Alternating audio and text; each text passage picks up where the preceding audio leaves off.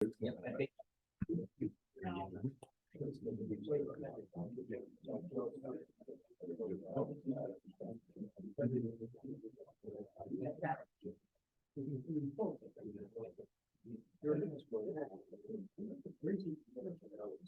So we want to do minutes until she gets here. We can do it.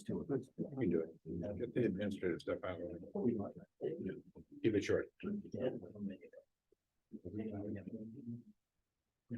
All right, I got 6 o'clock. Please stand for the pledge of allegiance. Pledge allegiance to the flag of the United States of America, and to the republic for which it stands, one nation, under God, indivisible, with liberty and justice for all. Thank you. And I'll come down. Sadie will be here. She's running late. She had an appointment that she wanted to attend, so for one of her kids, so. Yep. Minutes from October 17th. I thought we had an error, but we conferred and found out we did not, so. And you went through that as well. I reviewed them. Everything looks good to me. I'd make a motion to approve the minutes. So second that motion, Okay. all in favor? Yeah, aye. Yeah. Thank you. So we had a situation on the CIP committee. One of the members was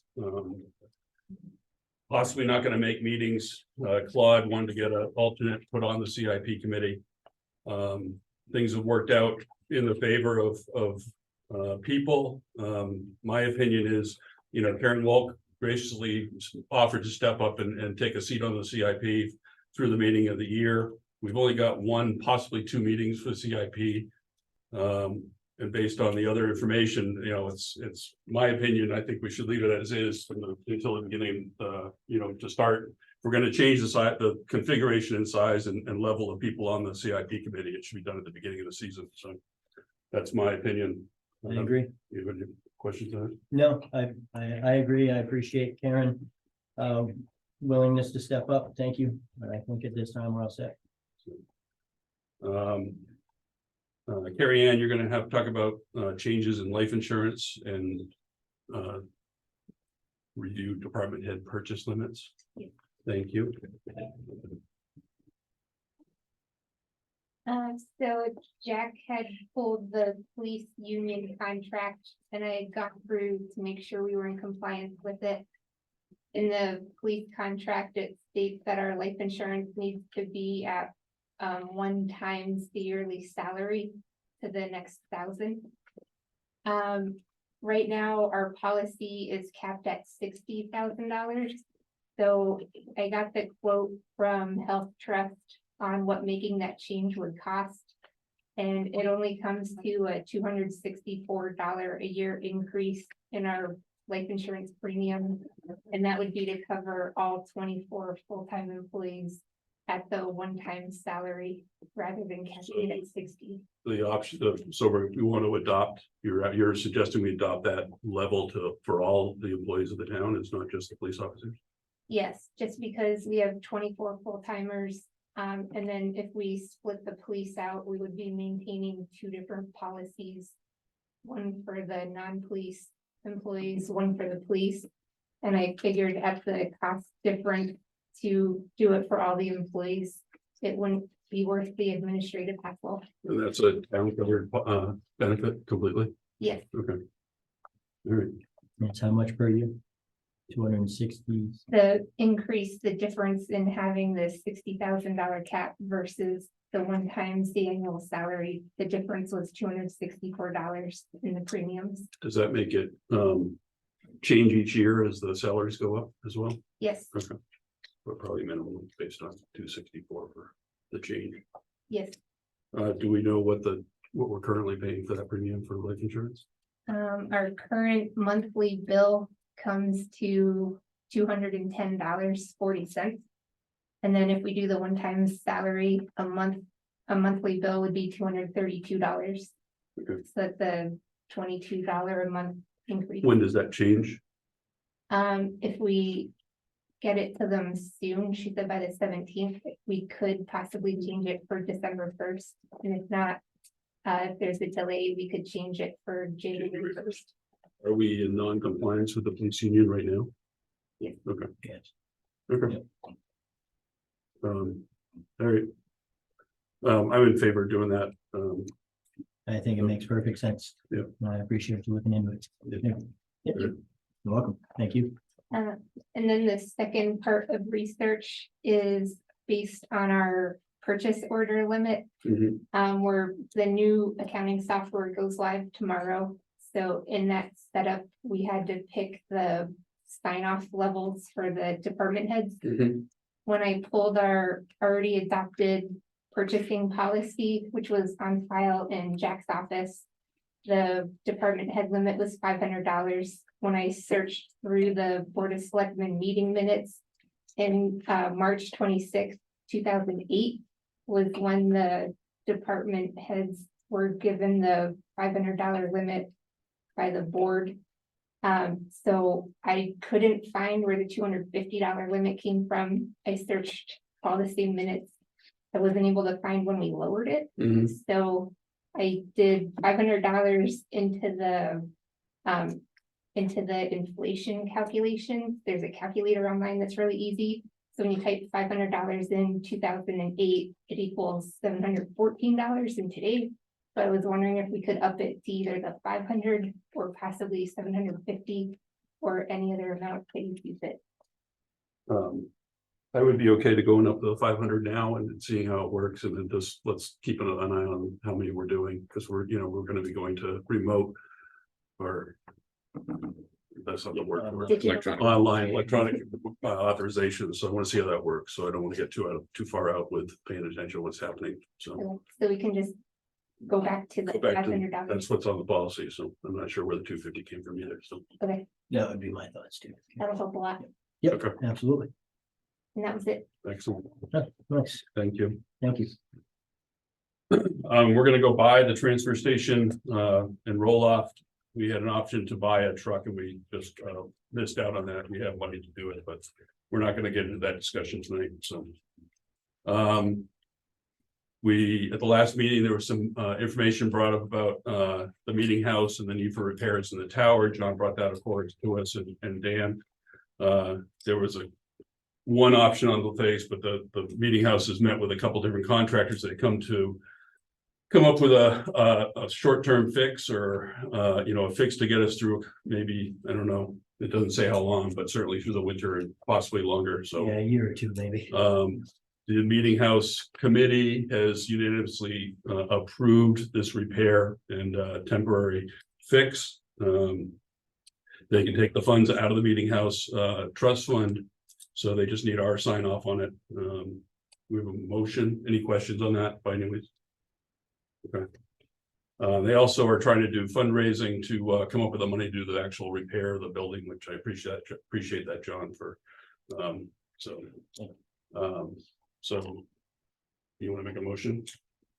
Yes, I would make a motion to accept the proposal for the temporary repair from the sum of $2,800 from Aaron Allen. And to authorize the trustee of the trust funds. And authorize the trustees of the trust funds to remove that money from the meeting house. Are you gonna have something in writing to give us for our record? Let's see what we got here for backup.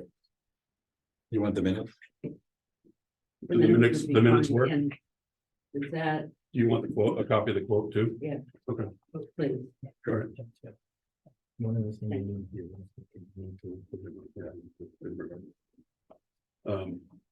So all in favor? Aye. Aye.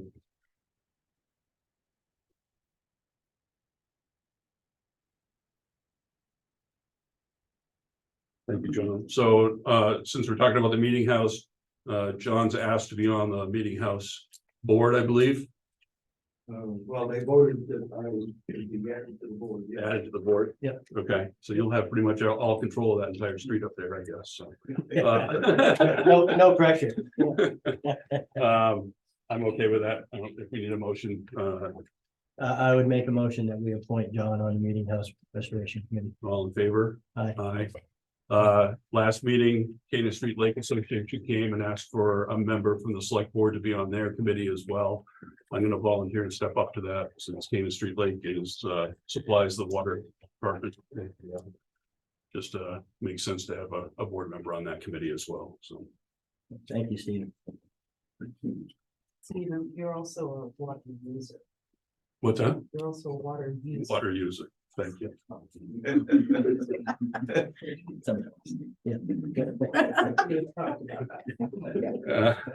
John will come and beat me up for that. Okay, so we have a discussion about our current pit, our gravel pit, and some of the history behind it. We've come to a conclusion that the pit that we bought a couple of years ago really is not meeting the needs of what the town needs. And is Tyler here? Not yet. no. Not yet. All right, so let's put that aside. We actually have somebody from Horizon that worked at Horizon back when we were making that purchase, so we're whipping through this letter, so we're gonna hold off of that until Tyler shows up. Upper Valley Land, Lake Sunapee Trust is asking us to support a position. I can read this. Upper Valley Lake Sunapee is requesting a letter of support agenda to be added to their next meeting. They have an exciting opportunity for our municipality. We are partnering with the TR and RC and the New Hampshire chapter of New Nature Conservancy to apply for a grant to fund a full-time staff person to work in our region to support towns in navigating transportation-related resiliency efforts. For many of us, that includes flooding and culverts. The staff person's job would be to add additional capacity to the region, develop municipal resilience plans, train and assist communities in developing projects for funding ready, educate staff on alternative solutions to flood mitigation, understand the intersection of flooding's impacts on mobility, housing, and local economy, run a mini grant program to assist communities in funding activities that directly enable communities to advance their scope of work. Activities could include money for additional town staffing, engineering costs, mapping, modeling, software tools, stipends. We were asking your town to support this effort through a letter of support. There's no financial commitment to this effort. It's fully grant funded. The town would commit to receiving the specialized support from Upper Valley and detail for the grant proposal over a 2-year period, which will serve to strengthen our existing partnership. In order to receive the support for the staff person and the mini grants, a letter of support is required by each municipality. So that seems to make a lot of sense since we have all of those issues here, and anything added to us can be helpful. So we're going to make a motion to approve this and sign it. Yes, so I have reviewed both, and I think it makes sense, and I would make a motion that we get on board and give them our approval. Great.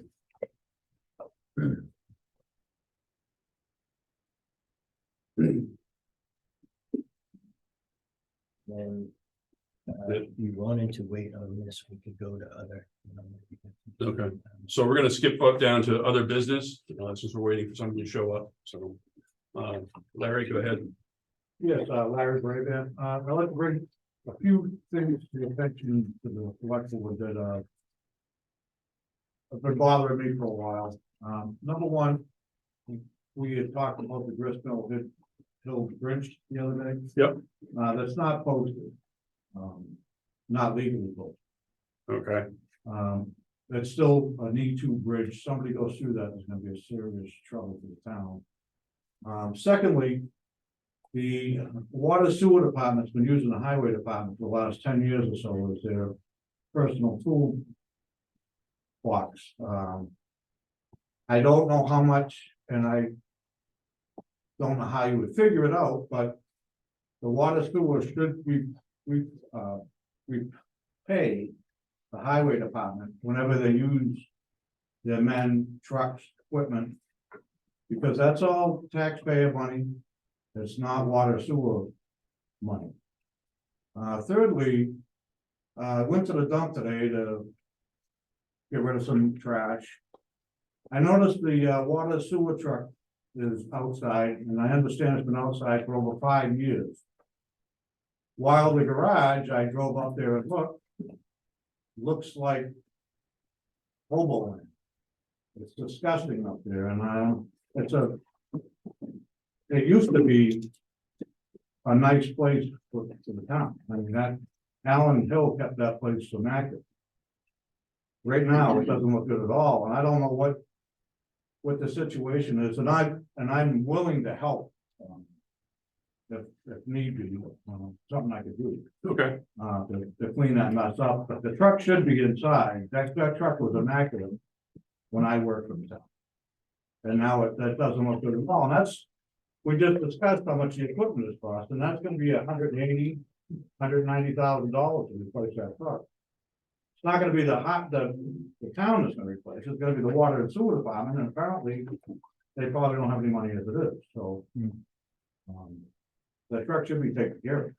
yep. All right, so I will, And not, the three of us will get there. and I didn't Look bring at any of it. this up to make waves for them. Not at all. I mean, again, I'm glad you went up there and looked, so. Yeah, I mean, the water and sewer using town equipment and having the town garage and guys help them out when they have an issue, an emergency. I do, we've had that conversation several times, how to approach that, so. It is on our radar, and again, how we solve it, I'm not sure yet, so. And I don't know. Bob, can you talk about the posting on Grist Mill Hill Road? I don't, I will look into it. I thought it was all posted correctly. Yeah. Where am I? Bob, where am I? I'm Larry, by the way. Hi, Larry. Nice to meet you. I could show you some pictures. I mean, if you wanna visit after this, so they can go on. Okay. The E2 still live. All right. All right. I'm on north. I'm all down. So Larry, just so I can get an understanding of what you're talking about, what is missing to make that legally posted in your opinion? And to be legally posted, it's like a speed limit sign. You don't leave the 40 mph and say we're gonna drop it to 25. And put the 25 over the 40. You have to remove the E2. Or it's always an E2 bridge. Understood. Okay. You also, we've discussed before on that bridge about getting applied to the state, and get some signs on Route 4. That is part of the sign package for that we've ordered for the temporary bridge that'll be being put in place there, so. Any idea when that bridge is? I know it's been delayed. Within the next couple of weeks, we have to get the sign. We just got the approved sign that got reviewed by DOT. They're at the sign makers now, so. It'll be. Before you know it, with any luck. Probably early. In there But with that, and that's a whole new set of signs, by the way, so. Yeah. The sign issue at the moment is gonna be moot pretty soon, because the bridge is gonna be closed for 3 weeks while the temporary bridge is being installed, so. That's a whole new set of signs anyway. Well, my concern, we're getting into your propane oil truck, you're gonna be running in cold weather. Yep. And you can't ask them to pull on, see a 3-ton sign and back into Route 4. Yep. No, I understand, we can't put the bridge in until we get it. Thanks, Larry. Anything else? No, that's it. Thank you for your time. Yeah, John. Thank you. Did you sign the contract for the meeting house? Yes, It's over here now. it's already over there.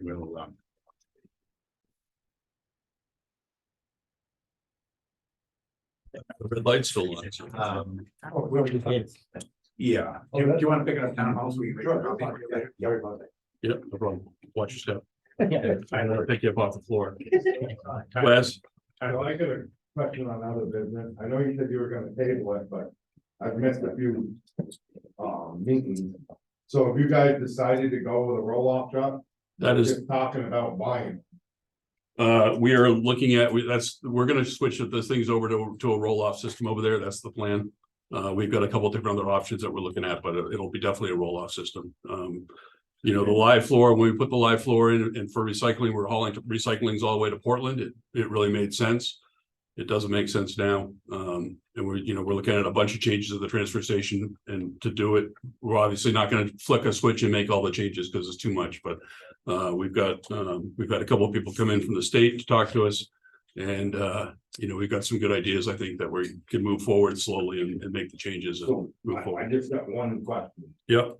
When you guys figured when you did all your figuring and your money and whatever you guys did for figuring. Did you figure on doing 3 loads of trash a week to Lebanon versus 1 load of trash a week to Lebanon? I haven't gotten that down to that level. I mean, We may wanna look at that. I know it's not gonna be the same kind of run that we make now. I understand that. That's all adding. Yes, we money figured to- that part of it in, so. Yeah, Figured that part of it in. Yeah. Yes, we did. That was part of the discussion that I was in, Wes. Yeah, when I talked to the gentleman from the state, that was part of the discussion was how many trips we're making now, how many trips we're gonna have to make when we switch things over. I've talked to Carrie Ann a little bit and starting to narrow down exactly what the cost differential will be. But one thing that we kind of all agree on right now is we're kind of hemorrhaging money to pay other people, and we're gonna try to reel that in. So, yeah. Tyler is, yeah. So Tyler, we table things for a little bit. I saw you walk in, so Tyler was working for Horizon back when we were looking at buying the pit. And he no longer works for Horizon. He's graciously agreed to come in and sort of walk through that process a little bit and what was done and what they were responsible for. So Yeah. Appreciate it, Tyler. Thanks for coming in, Tyler. Yeah. Yeah. Go. You want a little history or what would you? like? Yeah, basically, the kind of the question has come up, and so we thought we'd get the right answer from the right people. Yeah, The question has come up that whether or not the gravel that there was useful gravel there, a few years ago is almost moot at this point. The question is there any value to keeping it going now? Yeah. And so we did have some soil samples checked on November 2nd. And they basically came back pretty silty from the 2 locations, one from sand we haven't filtered or crushed or whatever the right wording is, and stuff we have. And so the question is there any point to continue to dig marginal soils out of it? Yeah. Or should we kind of move away from it? well, as you know, we didn't do any analysis of the material. We were hired just to see what it would cost and to try to permit it as a gravel pit facility years ago. Some test pits have been done. We weren't involved in the analysis of those test pits, but so our job was really to look at what were the constraints and costs and what kind of volume of material could you get out of the site. And when we looked at that, it became apparent pretty quickly that there were wetlands on the site that were pretty close to the front end of the site. And so before you proceed forward with, I think it's a pretty large parcel. I think we determined that 138. that let's not focus on the back half. Our job was we looked at soils just to determine overall what part of the site was best. Up front was the best soils per the maps. We weren't doing an analysis, there's only been done. So based on state soil maps, it appeared that the best soil was up front. We encountered wetlands pretty quickly as you went from the time it was just a borrow pit. I think they removed some material. But as you move back, you start getting into some constraints, wetlands. We knew that you would need an alteration of terrain permit, which is an expensive permit once you go over 2 acres. And we said, boy, this site, there's water, the water table's not too far into the ground. And so once you start digging near the water table, it gets to be uneconomical. Unless you're a full going operation quarry or something. So that thickness of material you can remove above the water table, there wasn't a whole lot of material. And it was pretty apparent as you went back, there weren't any areas that were, had 40, 50 feet of material. It was more like 20, 30 at best. In a lot of locations, 15 feet above that water table. So you look at both the breadth of the site you know, the surface area of the site and the thickness of material being not too thick. And we said, look, and in the presence of wetlands, we said, just start up front. Do what you can do without needing any permits. Which you have to stay under what, 100,000 square feet? Well, there's like everything, you need a permit to sneeze these Yeah. days, so, there are a couple permits and they're overlapping. The wetland permit you need as soon as you impact wetlands. So we said, hey, let's stay out of that. And then the alteration of terrain permit, you needed 100,000 square feet. About a little under 2 acres, about 2 acres, so. And then there's an EPA permit you need when you're operating in industrial activity, which, you know, can span anything from a Kodak plant to a municipal, to a gravel pit, municipal or otherwise. That is triggered at an acre of disturbance or disturbance. Now, the premise of that is, or the underlying thing is, that whole permits, they just don't want water running off an industrial site into wetlands and streams. So if you put up berms around the site and you keep it on, that would prevent that water from leaving site, you would need the EPA permit.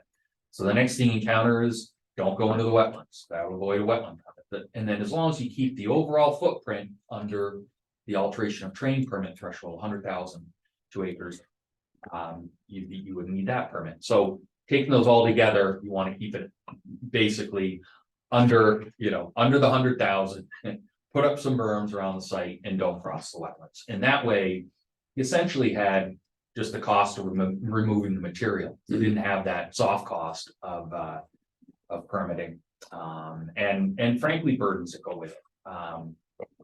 Alteration of terrain, there's ongoing monitoring ongoing update requirements every 5-6 years. You got to do a topo the site, do a topographic survey, 5-foot contours, and then, you know, write a little update saying you're in compliance. That comes around. The EPA permit, if you needed that, that's, you got monitoring, sampling, reporting requirements.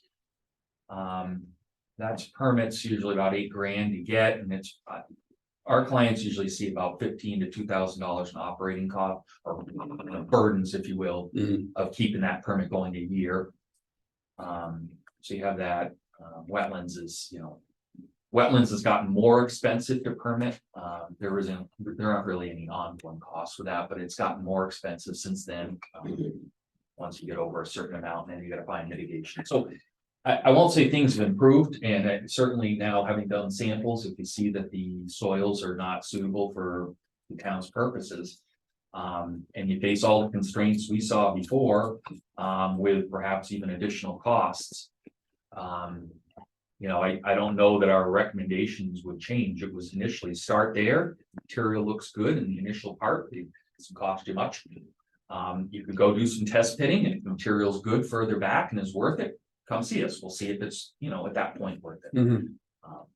So that's kind of the long and short of it. You want to add anything to that?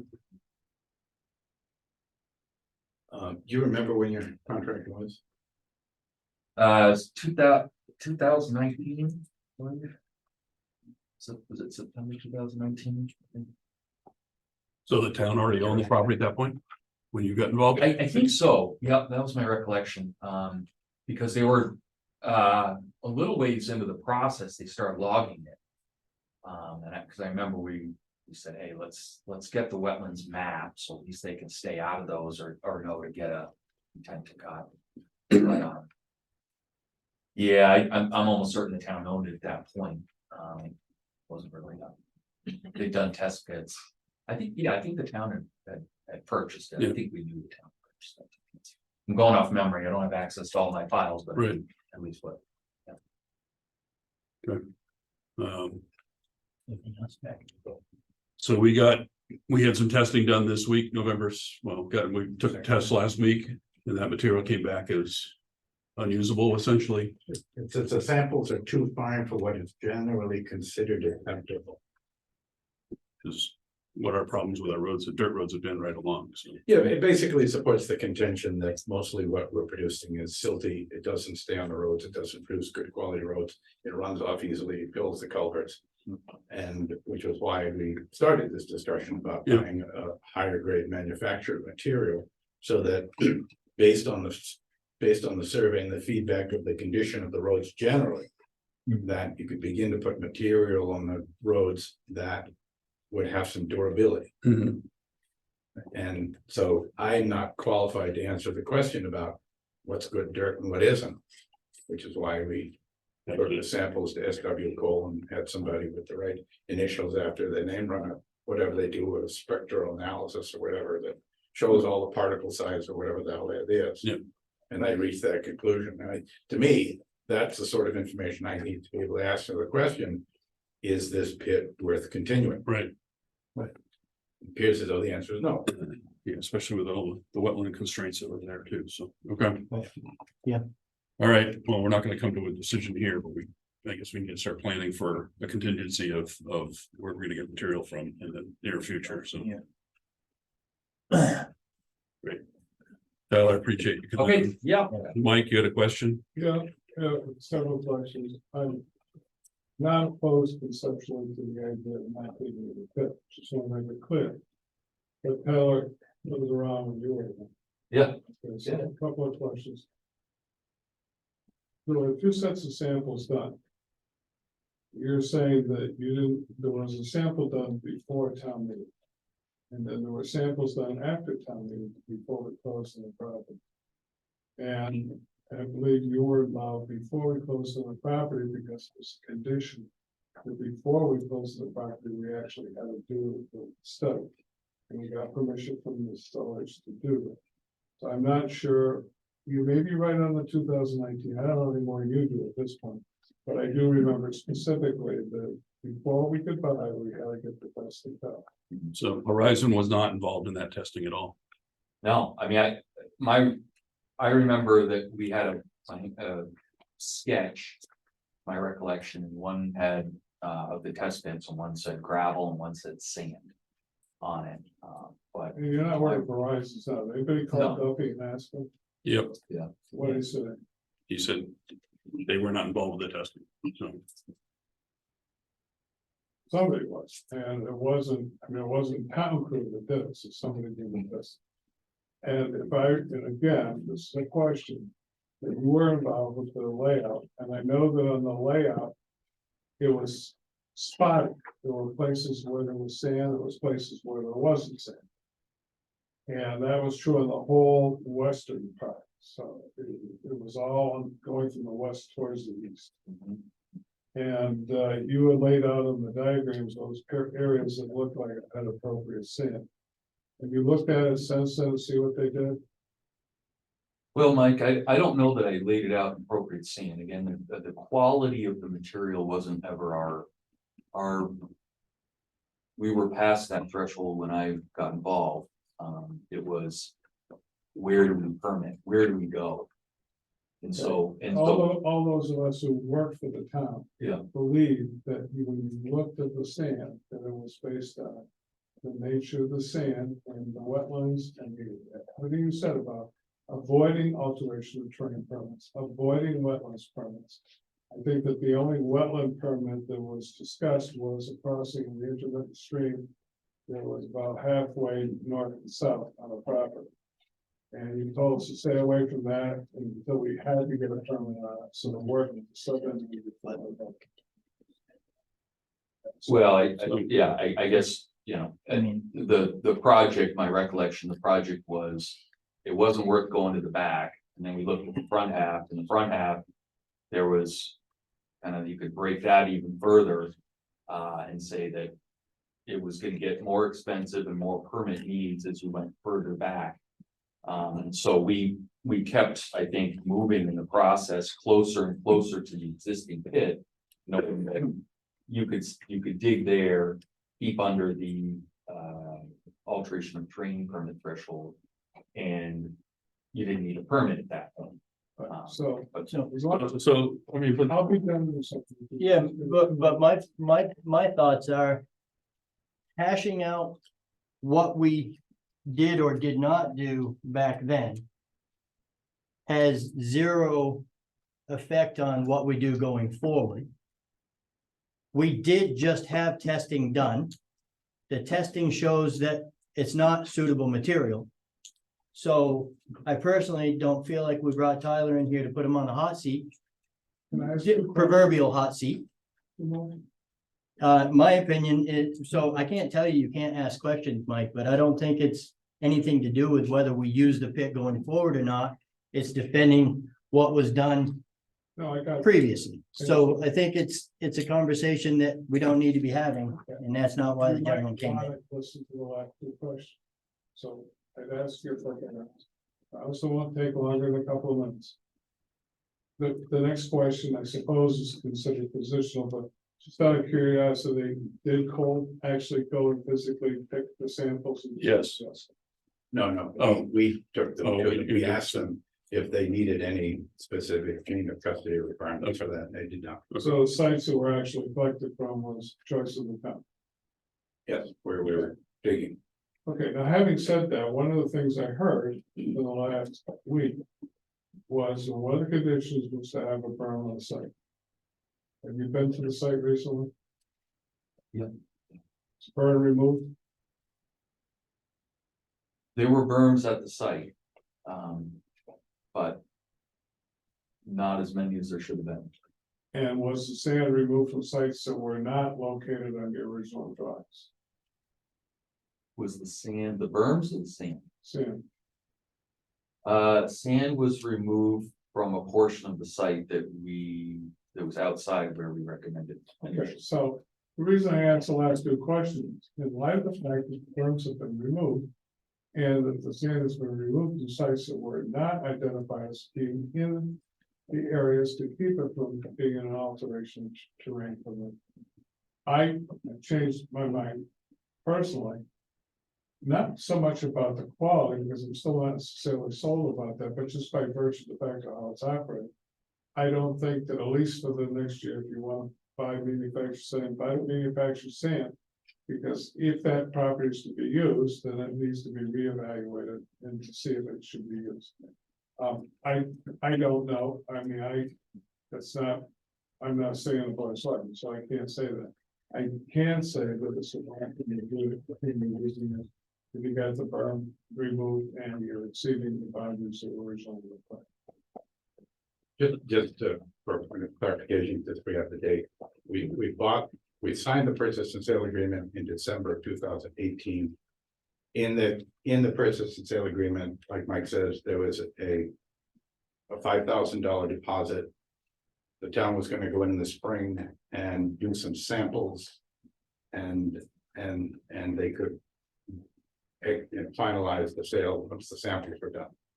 The town bought the land in July of 2019. At the select board meeting of April 30th, 2019. Mike reported to the board that 6 test pits indicate gravel and good sand with high quartz content. That would have been 5 months before Horizon's contract. Let's check, but. And 3 months after you bought the land. In response to that, there were 2 sets of tests done. One that was done as part of the Horizons. I don't know who did them. I just know it was part of the Horizons effort because one of the issues was to identify, okay, are there sources that could be used other than what Bob Scott dug up and we brought at us. So my recollection could be wrong. Yours may not be perfect. I don't have the benefit here. Unfortunately, like I said, this probably should go to Horizons if there's concerns with that. And then I would have access to my emails to look and see the history, but I don't It's a ever. mood issue. I agree with you, Dan. Don't do it. But not necessarily for the same reasons. I haven't heard anything definitive on the other issues. I don't care because it's a management issue in terms of whether it was done correct. But that doesn't mean that you shouldn't, and you and I had this conversation a week ago. Doesn't mean you ought not to look for local sand. I mean, there's a 6.8 acre parcel that's got tons of sand in it that is gonna be addressed in the near future. So I think, there's obviously gonna be some discussions about where we go from here. I don't know as a taxpayer if I would be comfortable just And I don't know that I wouldn't be either, just for the record. I don't know what my position will be as far as purchasing sand indefinitely. But I do know that one of the things that we're trying to do is we're trying to hear people when they come in here, and one of the things that we hear a lot is our roads are garbage. Then we turn to our department head to ask why. We take his recommendation, we go, we dig in, we do some research, we find out why. And now we have to figure out what we do in the immediate to take care of that. You know, my thoughts would be, we recognize this problem, we understand it. I think we need to do something different instead of just continuing to farm the material out of there that doesn't work. We need to do something different while we're making our end decision. You know, it appears to me, like I said, hashing out what was done and why and when and from who. At this point, we know what is and what isn't, and we need to figure out how we get where we need to be going forward. So, I'm not the guy that calls on people to answer their questions. Hugh? Even. I think moving forward, you know, Dan, like you said, you can't make a decision with taxpayer, but now we're getting some testing done and things like that. Yeah. We need to be very transparent with that information. That information is put out and released so people can make their educated, informed decisions that they want to see. You know, there's a lot of knowledge in this town when it comes to material and road work, and what works, what doesn't, what state specs are, what road specs are. That information needs to get out. I mean, I don't know how many people have seen, not rehash back onto the, when it was bought, when this test was done, when that test was done, but where are the results for that stuff? We don't really care at this point, I guess. We're past that point. Now it's the point for everything to be transparent on this, so everybody can make their decision, move forward, and it's released out to the public to see. We're paying for it, so. Thanks, Hugh. Mike? Yeah, well, it doesn't do any good to look backwards. Having said that, it does look appropriately if you look at the financial aspects of where you're getting sand and quality. So I want to look forward. Part of it's based on looking back. So we started operating at sometime. So Mike, I don't think that's the discussion we're gonna have tonight, but we're not gonna find the answer to where we're gonna buy our material tonight, so. I agree. Well, It's you a just discussion suggested for the next transparency. So here's my suggestion about transparency. Okay. Make sure when the testing is done, everybody knows where the testing is going to be done, how it's going to be done. So you could go into any pit in this town, and if you look for sand and then take the test in that area, it's a good thing to do. So that's part of transparency. Part of transparency is $100,000 purchase price for one sand versus what has happened in the past, which is including labor costs and everything else, is somewhere around $20,000. So if there's adequate sand in adequate quantities, it tests good enough for roads to do what's expected by state standards.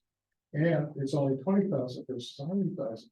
That's a future decision that ought to be made based on whether you want to go out and buy manufactured sand or whether you want to buy used ones. Understood. If you take the purchase price of $185,000 for that land, for the amount of time that we've actually used it, that increases that $20,000 a year substantially. So let's do that because we weren't going to look back, but here's the answer to that. So we started doing it in 2019, and the last time we did it. All right, we're getting off subject here, okay? Which Mike? is 4 years. It's enough.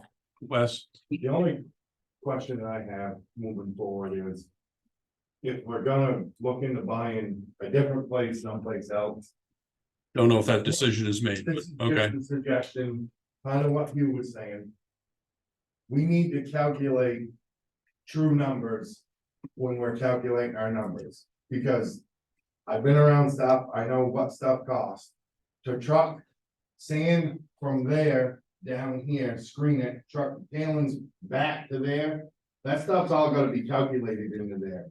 You've got wear and tear on the equipment, you got wear and tear on your loader, you got wear and tear on the screener. $20,000, I can tell you, I understand we're going, but $20,000 just a shoot in the hip, and that's what we think it costs. I'll guarantee if you calculated it, you're over 20 grand. Yeah. Okay, thanks, Wes. Yep. Sal? I just have a few things. So right now, the pit that we're using, we've done some sampling in certain areas. And we find that those areas are not, the gravel and sand is not up to speed. Correct. Correct? Yeah. And so are we planning to do any other testing in other areas in that parcel? To see if there's any. So the land the pit is on is 130 acres. Yeah. You get into really the front part of the pit of the land is about 100,000 square feet. Right. Okay, about 2 acres. Then you get into wetlands. Right. And so to even jump through to, if there was, possibilities out back, I don't know if you can get into the out back, but you got to get through the wetlands first. And I don't know if anybody's walked up to the back of the property or not, but it's the land indication on that you saw that you showed me this morning shows it's wetlands all the way up through. So, Right now, there's no plan to do any more testing in that. we just did some last week. And, That's, so, that's the plan as of now, Sal, yeah. So that kind of leaves us with, we have to buy something. no, we're good this winter. Okay. So we'll get through this winter. We're looking at next year and, So but we have time to figure it out. well, probably not, but Well- we've got more time than we've got, the snow that's coming Thursday. So. All right. We're good, but understand when we say we're good, that means we're good using the same material that we've been using, which is, I understand. that. right? Yeah. But I looked at, the maps. I looked at the, survey maps that were done by the state of New Hampshire back in the 70s. And basically, from my understanding, that's what was referred to when this was purchased. And by looking at those survey maps alone, you can see that a lot of that area is not adequate for what we would be needing. So in order to even proceed with spending the money to get permitted to go back to see if we could get more, just by looking at the overall survey maps from the 70s shows you that it isn't. And from what I understand of asking, trying to do a little diligence, you're talking substantial amounts of money for the permitting process. Yeah, is there any thought, I mean, I don't know anything about gravel material, it seems. I'm learning, yeah. But we have some material now that's come out of that pit that's in screened or mucked around, it's ready to go. Yeah. Is there any sense in mixing that with something else that would make it a little better? I think you were mixing some of it, right? No, Oh, okay. So, we didn't have anything to mix with. okay. That was one of the thought processes to help make it better. Yeah. It's a cost thing. So I think that's a conversation we'll probably be having as we start to figure this out, Sal. Okay. Because that's a thought process I've had as well. Maybe we need to make a transition instead of just going from cutting one off and turning one on. Figuring out how we can blend some money and material.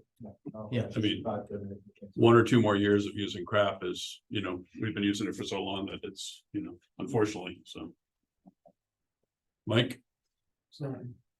So, first of all, the map that fellow you did has got areas that are mapped throughout the whole acreage, indicating where the predominant wetlands are. That's correct. So it is not, I don't think it's accurate to say 90% of the property that's to the west or to the east is well. So there are significant portions of. Well, the maps I've seen, Mike, it is significantly wetlands, so. I don't know if it's 90%, but it is. We saw, and this is purely memory, I haven't seen the map in 5 years. But the map did have over 8 or 10 acres of land that had deposits. So Dan, you said that the soils maps, the USCS Soil Conservation Service maps say that it is not appropriate. But I know for a fact that it did say it was appropriate. It had the right soils for sand and for gravel and for crush. But that mapping that you were talking about, Mike, was just, it wasn't drilled, it wasn't test pits or anything like that. It was Correct, but just, without 15 feet. no, did not. It made an No. estimate based on surrounding stuff. It was not I'm test sorry, pits or the look. Maps go down over, it could go anywhere Right. down. to Okay, 15 feet. again, right now, it doesn't matter. Okay, I'm just objecting to, I think, it's mischaracterization. I'm not. we've been disagreeing. very careful not to do that, Mike. I mean, if you want to get into that, we could, but I don't think that's appropriate, so. If you want, we can go and see, if you want to show me, I'd love to see it, but I don't need to do it tonight. Okay. But I just don't agree that that's what the map showed. There were a whole bunch of people who looked at it back then. The maps haven't changed, it's the same maps they were in 7. Right, what I'm referring to is it says poor quality, it's different shaded areas. I have the map here somewhere, but quite frankly, Right Let's just now, type I'm in. done digging for it. So Okay, sure. I'm done with it for the night. I guess I don't understand, the engineer saying that it's not worth doing it. That's the don't- point we're at, Wes. I mean, we should have never even done it before, because by the time, what he's saying there to me is he was telling the town we shouldn't have done it. And now he's telling the town we shouldn't keep doing it. I guess I can clarify if you want, just, what I felt was that. The lowest hanging fruit was up front, and you're gonna get in a substantial permitting cost the further you go back. So start with up front because that's, according to the soils map, was likely the best material. Right. And as you go further back, it gets more costly, and there wasn't some big pot of gold in the back that was worth going for, so start there. If it works out for you and find, and the operation works, come back and see us, and then maybe it is worth permitting, maybe maybe at that point you have a chance to test it. Common sense tells me. You're doing it the way, the politically correct way, saying we can come back and we can, but you're telling us. This is not a good idea, without telling us it's not a good idea, that's how I would have read what you're saying. Yeah. Um, It's all compared to your alternatives, right? That- I mean, it's not the best site I've been to. Right, well, I'm a little familiar with gravel pits, Yeah. so I know how the permit and stuff work. Yeah. But that's just how I took what you were saying, you were just being politically correct in saying. If it works, we'll come back, but you're saying, I don't know if this is gonna work with all the permits and everything, it's gonna cost you more money than what it's worth. That's the way that I took it. Agreed, Wes. Tyler, appreciate you coming in, appreciate your time last week to come out and walk the property, and Mike too. So very much appreciate it. So I think we've had enough discussion on this for tonight, so. Okay, yep. Thank you. Do we have a motion to go into non-public, please? I would make a motion to go into non-public. All in favor? Aye. Thank you everyone for coming tonight. Thank you, everyone.